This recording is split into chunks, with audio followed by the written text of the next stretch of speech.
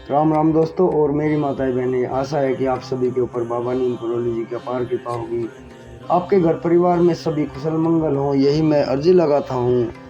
मेरे सर्वप्रथम पूज्य गणेश भगवान जी, मेरे श्री राम प्रभु, मेरी सीता माँ, मेरे बाबा नीम करोली जी, मेरे हनुमान बजरंग बली जी के शरण में मैं अर्जी लगाता हूँ।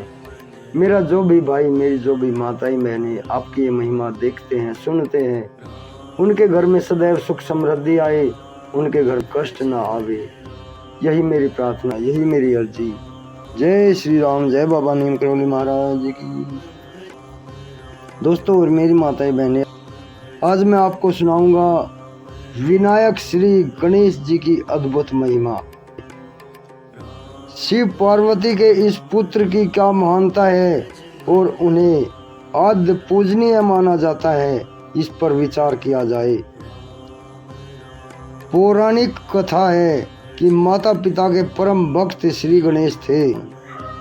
एक बार सभी देवगण अपने वाहनों से शक्ति परीक्षण के लिए एकत्र हुए, परंतु गणेश जी असमंजस में थे, क्योंकि परीक्षा इस बात की थी कि संपूर्ण ब्रह्मांड की परिक्रमा सर्वप्रथम कौन पूरी करेगा। छोटे से मूषक के साथ कैसे संभव होता। दौड़ आरंभ होते ही अति बुद्धिमान गणेश जी ने माता पिता शिव पार्वती जी को प्रणाम कर उन्हीं की प्रदक्षिणा की और इस स्पर्धा में प्रथम आए।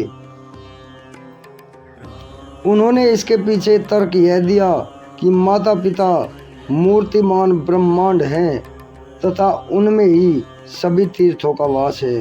साथ ही यदि वे माता पिता स्वयं त्रिपुरारी शिव जी तथा माता पार्वती हों तो कहना ही क्या, संपूर्ण देवमंडल उनके इस उत्तर पर साधु साधु कह उठा और उन्हें अपने माता पिता से सभी पूजा विधियों विधानों में आद्य पूजन होने का वरदान मिला।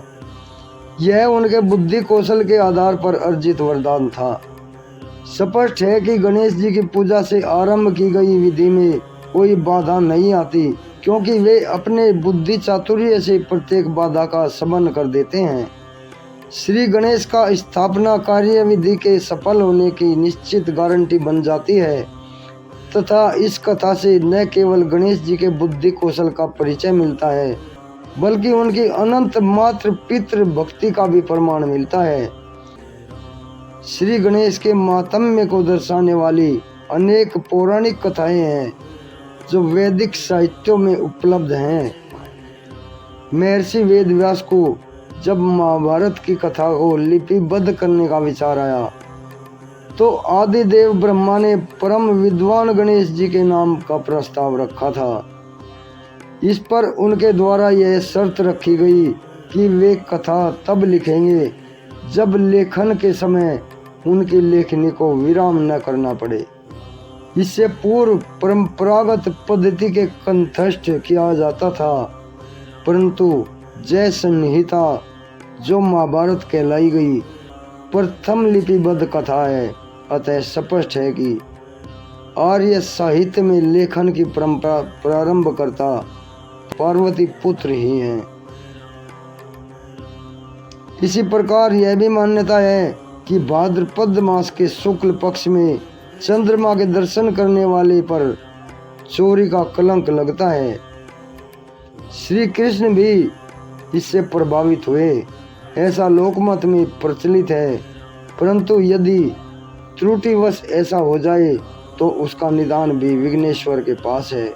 कहते हैं कि श्री गणेश का 12 नामों से पूजन करने से इस कलंक से रक्षा हो जाती है।